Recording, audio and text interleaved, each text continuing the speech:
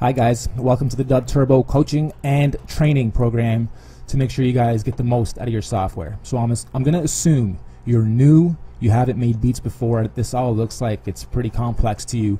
We're going to break it down for you in a bunch of smaller videos. You more intermediate and advanced guys, just try to scoop along and follow what you need to pick up so you understand where the basics are. It works like most other DAWs, but for those that haven't used one before, I'd like to just go over this quickly in this first video to show you the most important aspects of this. Up here is pretty self-explanatory. It's your BPM. Right now it's at 120, and if we turn our metronome on, which is right here, you'll get a tick. If I press play right now, you'll hear a tick at 120 BPM. Okay, it's over a blank canvas, nothing's in there. That just gives you sort of a metronome to follow and bob your head to figure out how fast you want your beat. Right here are your most important tools: your arrow, your pencil, your eraser. These other buttons don't worry about for now, and these are also self-explanatory. We'll go into them in a moment.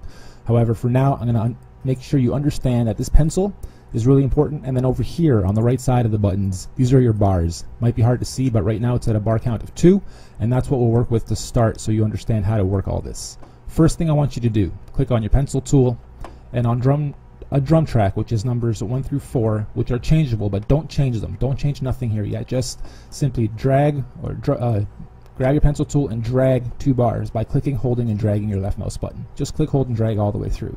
You now have 2 bars to play with on a drum track.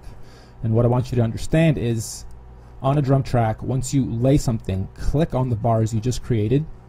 If you click edit, you will get our drum editor or our sampling sequencer or our little MPC lookalike, whatever you want to call it. It's very intuitive, but I want you to understand that it's pretty simple. From here to here is 10 layers of sounds. Those sounds are right here. Right here are all your different drum kits, and you can add more and import your own samples, which we'll go through in another video. So right here we can just choose a quick, let's say R&B. Say we don't like it, choose R&B 2. Don't like it, punches. There's also kits here that aren't just drums, but also fills, effects, like this one here, punches. Okay, so a bunch of wicked samples that have all been customized just for DubTurbo. Nothing here has been scooped or taken from Google or anything. We made all these in-house, altered them, affected them, stereo imaged them, so all the drums are wicked. It'll be easy for you guys to build the beats and make them sound really professional right from the start because you're working with wicked samples. So here, what we'll do is same thing. These 3 buttons or tools are the most important of this screen. You can change your tempo here too. You can turn your metronome on or off. It's universal, so if you do click it on here, or if you change the tempo here, let's say we go down to... What you heard there was me pressing the keyboard and it triggered our sounds. So I'll point that out right now. 1 through 10 on your keyboard that you type on, okay, is...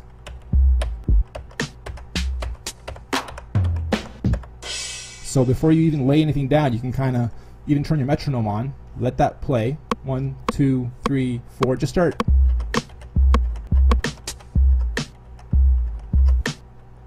Once you figure out what you kind of want your beat to sound like, you can draw them in, or you can press record, play, and then record them with the keys on your keyboard. Just loop it once, let it go through once. 1, 2, 3, 4, 1, 2, 3, and here we go.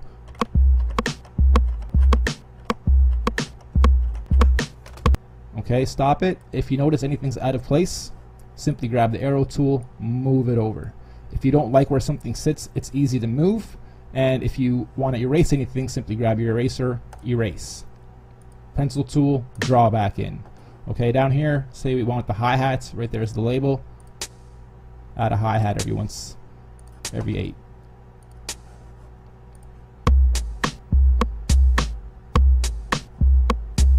Very simple. Turn the metronome back off and... Okay, now what we'll do is change up this drum kit live. Say we want to see how this pattern sounds just with a different kit. Kind of sounds weird. Change that again. Sick. Nice and deep and dirty. Drum and bass. Okay, let's go back to Dirty South. This one sounded nice. We'll close this up. We'll do the same thing on layer 2. Okay, draw your pencil, draw in 2 bars by clicking, holding, and dragging. Let go. Click back on your arrow tool. Click on the bars. click edit. One thing I haven't shown you yet is this P. Before you even click edit, you can click P and it'll pull up this same kit source from here in a separate panel. So let's close that, and this is what you'll get. So you can draw in your bars, click on it, then click P, click whatever you want in advance, and you already have your kit here. You can also change kits here. Okay, let's try with this one. So again, we'll do this on the keyboard. 1, 2, 3, 4, 5, 6, 7, and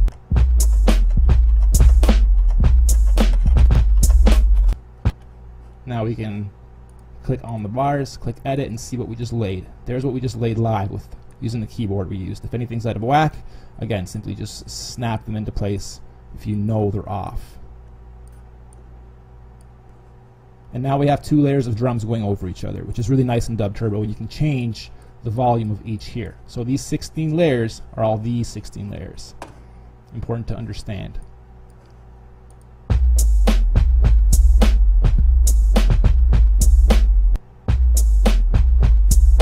Okay, so there's a quick 2-bar count.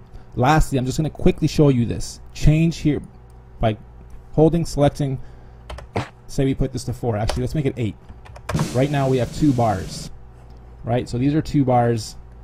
We can simply, holding down the shift on your keyboard that you type on, hold down shift, click, hold, and drag, click, hold, and drag, click, hold, and drag. So if something isn't looping for you properly right off the hop on those first 2 bars or first 1 bar even, simply extend it.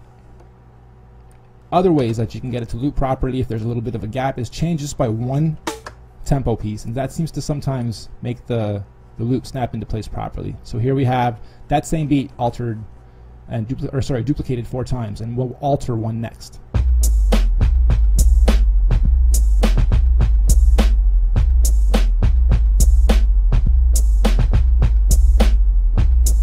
Alright, so now I could be doing a little hip-hop freestyle over this, be prepping some ideas in my head for what to use for the keyboard. Okay, so now what we'll do is, let's grab one of these guys on layer 1, click edit, and here we can now erase some of this stuff, and I'm only affecting the 2 bars I selected, not affecting everything. So here we can, on the last,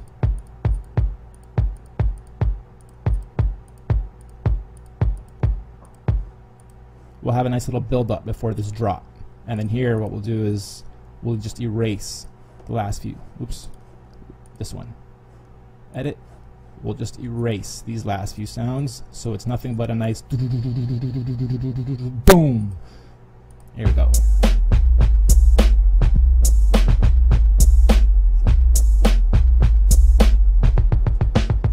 Yeah, I've always been charismatic and tall, gated, dramatic and bald. Double this, manage them all, so I'll choose proof. Rather spit falls about how I'm gathering arsenal, and after your car explodes, I'll drive through on cruise.